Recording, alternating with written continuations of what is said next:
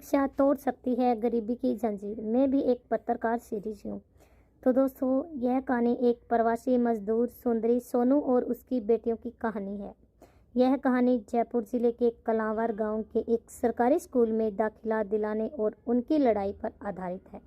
आधार card न होने की वजह से उनके बच्चों का स्कूल में दाखिला नहीं हो पा रहा है। राजस्थान जिले का कलावार गांव है। उसके अंदर 28 साल की सुंदरी सोनी अपनी 3 बेटियां खुशी, ज्योति और गुंजन के साथ कलावार गांव में रहती है। कोविड से पहले वह अपने परिवार के साथ दिहाड़ी मजदूर के रूप में काम करने के लिए जयपुर जिले के एक कलावार गांव में आकर रहने लगी। वह भारत देश के करोड़ों दिहाड़ी मजदूर में से एक है।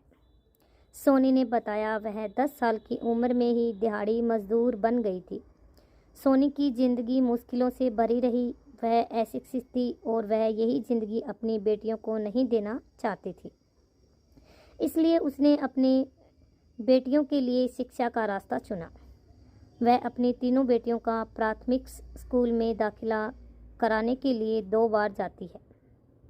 वह तीसरी और चौथी बार भी अपनी बेटियों का स्कूल में दाखिला कराने की कोशिश करती है और फिर इसके बावजूद भी दाखिला नहीं हो पाता है।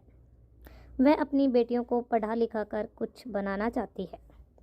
बिना किसी सुविधा व आवश्यक वस्तुओं के वह पिछले 7 सालों से कलवार गांव में रह रही थी। सोनी को लगता है कि शिक्षा ही ऐसी जरिया है जिससे कि वह गरीबी के जंजीर से निकल सकती है। आगे कहा, उसकी बेटियों को स्कूल में दाखिला देने से इसलिए मना कर दिया क्योंकि उसके पास आधार कार्ड नहीं है। शिक्षा के अधिकार के तहत शिक्षा प्राप्त करने के लिए आधार कार्ड होना बहुत ज़रूरी है। सोनी व उसका पति दोनों ही दिहाड़ी मजदूर हैं। अगर उन्हें काम मिल जाता तो वह कर लेते, अगर नहीं मिलता तो घर वापस आ जाते हैं। बस वह यही सोचती है कि एक बार उनका आधार कार्ड बन जाए ताकि उसकी बेटियों का स्कूल में दाखिला हो सके। कलवार गांव के प्राइमरी स्कूल के हेडमास्टर नवाल जी पिछले 15 साल से पढ़ाने का काम कर रहे हैं। राजस्थान सरकार की तरफ से उन्हें बेस्ट टीचर भी अवार्ड मिला है। उन्होंने बताया कि वह पलायन करके आए हुए हैं, बच्चों का दाखिला बिना किसी पहचान पत्र के लेते हैं। आगे कहा कि कई दिहाड़ी मजदूरी के बच्चे स्कूल नहीं आ पाते क्योंकि उनके परिवारों द्वारा आर्थिक मदद के लिए उनसे थोड़ा बहुत काम कराया जाता है। यही वजह से है कि वह अपने बच्चों को स्कूल नहीं भेज पाते। नवाल जी ने यह भी कहा कि उन्होंने सबसे कम आय वाला प्रोफेशन इसलिए चुना क्योंकि वह अपने छात्रों के जीवन को बदलना चाहते थे। सोनी अपनी बेटियों के जीवन को बदलने की जिद पे जारी रखती है। कहती है, स्कूल में बार बार दाखिले के लिए आधार कार्ड की मांग की जाती है। जब आधार कार्ड बनवाने जाते हैं तो दस्तावेज मांगे जाते हैं। अब वह कहाँ से लाए, अब आधार कार्ड से ही सब बनता है। गांव में किसी भी प्रकार की सुविधा नहीं है, न आर्थिक तौर पर और न सामाजिक तौर पर। घर में पुरुषों द्वारा महिलाओं को शराब पीकर मारा पीटा जाता है। सोनी का पति भी उसके साथ रोज मारपीट करता है। 10 सालों से सोनी बस यह सोचकर चुप है कि शायद अब उसका पति सुधर जाएगा, लेकिन हर दिन के साथ प्रताड़ना बढ़ती जा रही है। पति कहता है उसके न खुश न होने की वजह वह सोनी है।